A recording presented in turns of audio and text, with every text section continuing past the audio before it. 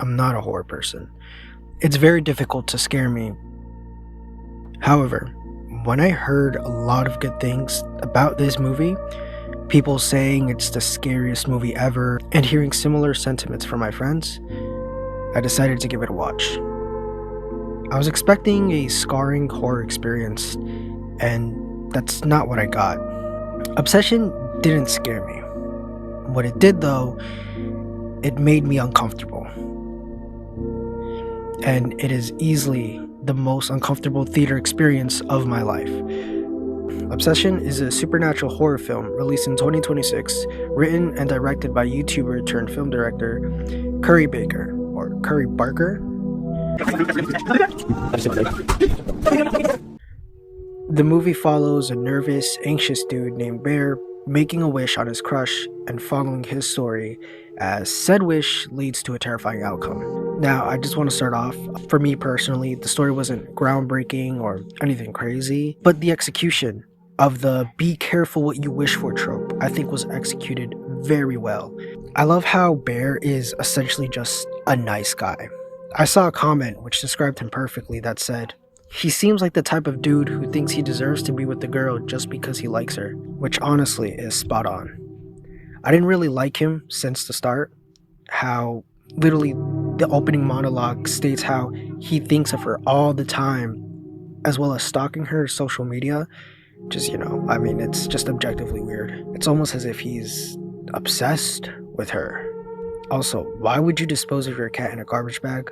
I mean, sure, he gets emotional and cries over the death of his cat, but I also do think it's a subtle way to show how he handles emotional conflicts in a disturbing and maybe you could say more selfish way. I'm sorry, I'll find any other way to store my dead pet before a burial that isn't just a garbage bag.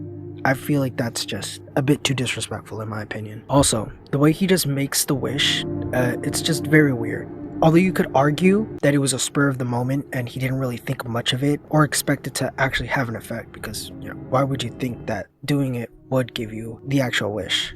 I think the fact that he even thought of it in the first place just reinforces his obsession towards Nikki. He also ignores all the crazy things Nikki does and makes excuses for it, as well as his first thought when calling the One Wish Willow support line being, "Can I alter the wish?" instead of outright canceling it. It's even worse because, throughout that scene, he's constantly just repeating himself, asking to alter the wish until the guy on the phone says that, it's impossible. Just goes to show how selfish he is. He clearly just wants the overall control of Nikki, loving him without suffering any of the consequences. And then the hangout scene where normal Nikki snaps back to herself and starts immediately hurting herself. That scene was just so disturbing and uncomfortable. Bear looks more embarrassed and frustrated rather than scared and willing to help or stop Nikki. Then when Nikki pleads with him to kill her, his response to her is just, "What's so bad about being with me?" That just shouts selfishness. Even when the girl he loves, quotation marks, asks him to end her suffering, he makes it about him. And then the finale with him trying to puke the pill up right before the wish is granted on him, it's just a bigger showing of his selfishness, cowardice, and unwillingness to do the right thing or to do a selfless thing. Bear throughout the entire movie is constantly doing things for his own reasons. He says that he loves Nikki, but he really doesn't. He likes the idea of Nikki. He doesn't actually like her for who she is. And I think one scene that represents that great is throughout the car scene where she talks about wanting to write a love story and he says it's a romance and she says those are essentially different and Bear can't see the difference between those two words. I think it just goes to show how different they are as people and how they perceive attraction. There are scenes where I do feel bad, but those are few and far between and very cut short when you realize that he did this to himself. He took the autonomy and the will of another human just for himself. So at the end of the day, I can't really feel bad for him. That was his choice and he had to suffer the consequences. Indy Navarrete killed her role easily, the MVP of the movie. There's not much for me to say about her acting that hasn't already been said. I more so just want to talk about her character. I just find it so sad that Nikki is the victim of the entire film. She didn't do anything wrong at all, yet she's forced to suffer the wish of an obsessed, selfish man. You can clearly see from the beginning of the movie and the very few moments we do get with Nikki that she is a innately good person. You know, she gives money to the homeless man. She even offers to pay everyone's drinks during the bar scene. On top of that, she seems to want to be pursuing her own dreams and goals, and it's very unfortunate that she had to be the victim of this movie. Ian was an ass. I don't think, nobody really needs to describe why. The way he acts early on in the movie makes a lot of sense when you find out him and Nikki were hooking up in secret.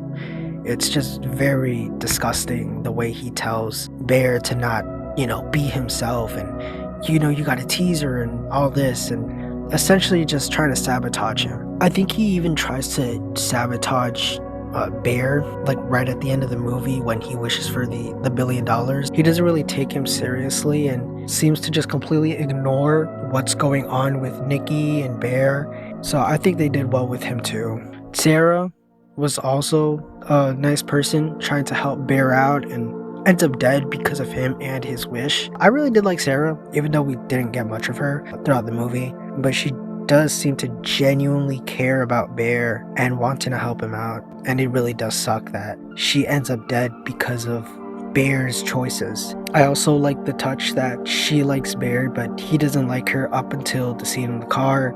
It's just, a little reversal of Bear and Nikki, but I guess you'd say in a more healthy way. I think one of the scenes that I really liked was the short montage of Bear and Nikki, being a lovey-dovey couple. And then, quickly, but I guess slowly throughout the time of the montage, Bear just gets tired of this same routine over and over and doesn't really like her anymore. Because, at the end of the day, he didn't really like Nikki. He just liked the idea of her.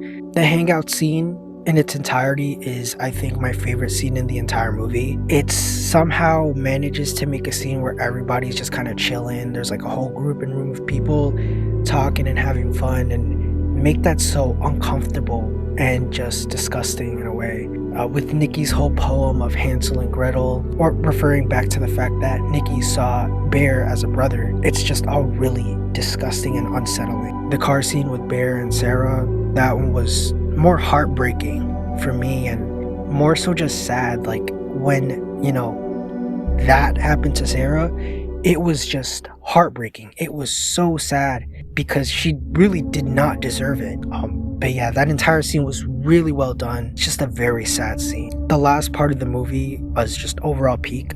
The pacing ramps up a little bit more after that, but somehow still manages to be unsettling and disturbing and still keep this sort of tension throughout that entire last act. The music is one of my favorite soundtracks to come from a film. I'm really biased because I listen to a lot of ambient music as a way to help me fall asleep because I have insomnia. The way they use sounds from the movie to implement them into the music was amazing too. Like when Bear tries using the One Wish Willow again and the noise it makes turns into this disfigured, distorted theme before completely stopping and then ramping up again when Bear tries all over again. Also, they use the ambience to create so much tension and uncomfortable moments throughout, and it definitely elevates those scenes. Overall, Obsession is a really good movie. I personally wouldn't consider it horror, but at the same time, I wouldn't be opposed to calling it a horror movie. I mean, it objectively is one. While it didn't scare me like a traditional horror movie, it did manage to make me uncomfortable throughout the entire runtime, while adding a ton of tension and very, very few jump scares or classic horror tactics. The overall execution is an 8 out of 10 for me, honestly.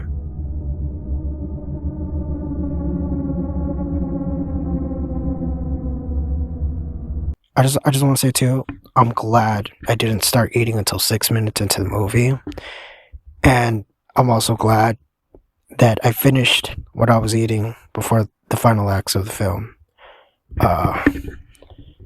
So yeah. Yeah. Yeah.